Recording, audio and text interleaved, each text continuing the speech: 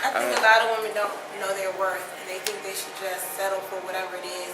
Because it's obvious it's more black women than it is black men already. So a lot of women feel like, well, since I got this black man, I need to do whatever it is I can do to keep him, regardless of what it's doing to me. I think that some women may tolerate it. Whether they agree with it, that's a different issue. They may tolerate it to an extent, but and some females may find themselves in very harmful relationships if they allow this process to continue. And you know, I just came back last night from a domestic violence forum, and you know, we engaged in this conversation talking about the difference between abuse and love, and you know, and we really talked about the fact that, and I said, there's not a thin line between abuse and love. There's a huge difference between the two, you know, and for sisters, it's really understanding. First of all, it's going back to the quote that I ended with, Audre Lorde's quote, is that if I did not define myself for myself, I'll be crunching other people's fantasies of me and buried alive. So for a sister, she first has to, one, define herself. Do I love myself? You know, being able to go back to those insecure places in her life and be able to really take control of those things and restore her life. And in turn, when she goes to her present day, she's going to look around her and say, what is acceptable and what's not acceptable? You know, and when a sister has reached that point of strength and knows her power, her inner strength and her inner beauty, she's not going to accept a lot of these games that some brothers play out here on these streets, you know, or in the classroom or wherever, in the job force. She's defined herself, and in turn, a brother is going to see that woman and see her heart, and he's going to be attracted to that, and he's going to have to respond to that, and he's going to have to step his game up to it. You only going to do what a female going to allow you to do. So if she, you know, don't respect herself enough to correct you on that approach or whatever, then, you know, that's kind of on her. So in the same token, where dudes is being disrespectful, like I say, on the flip side, if like she allows herself to be disrespected, then at the end of the day, it all falls on her.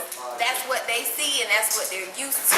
And a lot of women embrace this because of the fact that they think it's okay and they accept that. It's just not. It goes both ways, honestly.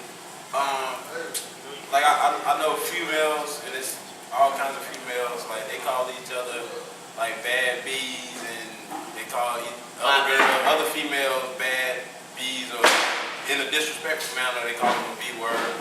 But I don't really see the difference when a dude call them a B word. If they call another females the B word, I don't really see the difference. Disrespect yourself, and you don't respect yourself. Why should another person respect you? Yes. I think they do. I think some of them think it's cute. No, it's not.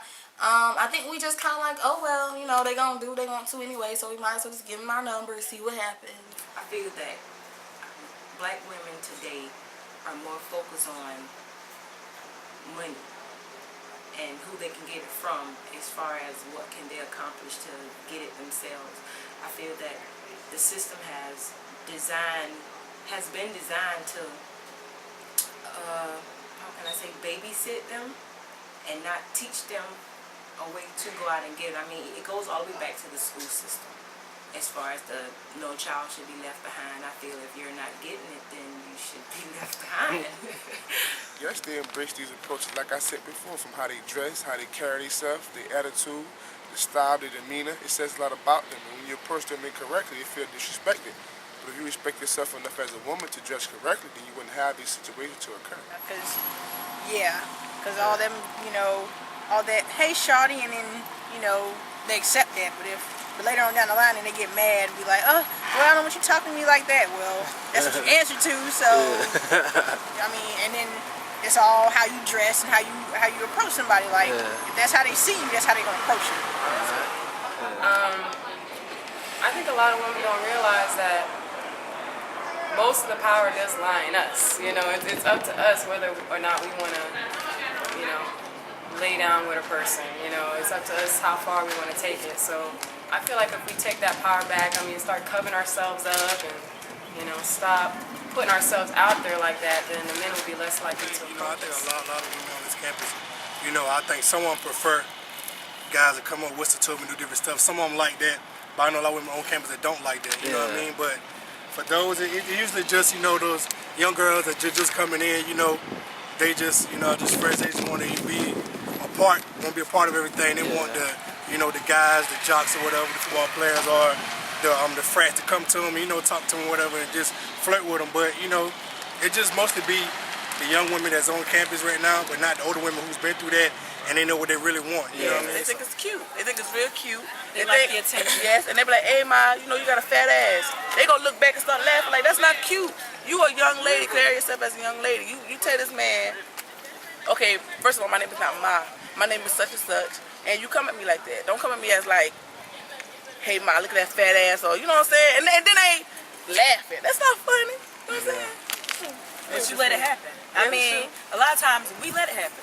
Yeah. We're our own worst enemy. We sitting around here letting these boys tell us, oh, look at you, Ma, you look good. And you like, yeah, I know I look good and all that. What's up with you tonight? What's up with you tonight? I mean, we let it happen. I mean, we are our worst enemy. We can sit there and say, yeah, this nigga did me wrong, that and the other, but you let him do it. So if he did you wrong, you give him the leeway. They know how far they can go.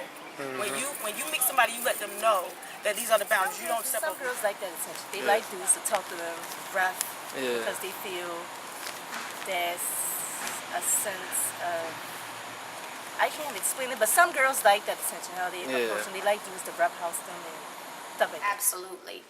And maybe that goes back to the father being absent in the home because he's not there to, you know, teach his daughter.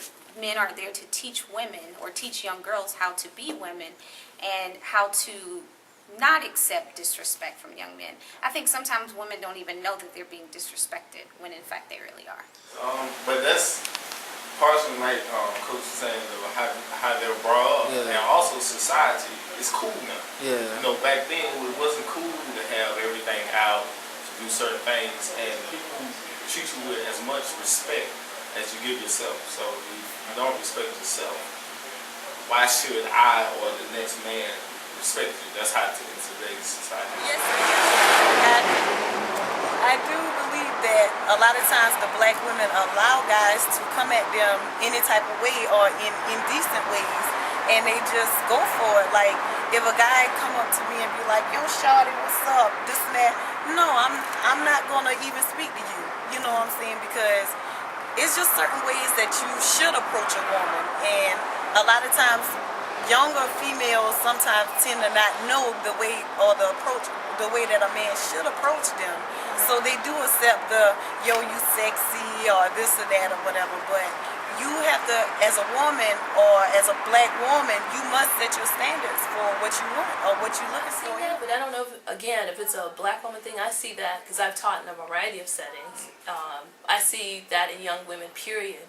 Despite some of the major opportunities young women have today, some of them seem to have very low self-esteem.